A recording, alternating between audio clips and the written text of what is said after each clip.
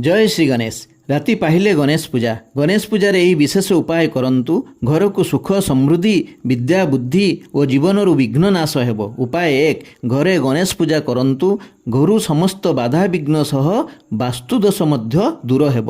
उपाय 2, जदि आपण पिलार बयस 4 वर्ष 4 मास हो जाइछि खड़ी छुआ काली ही करांतु, यह अत्यंत शुभ।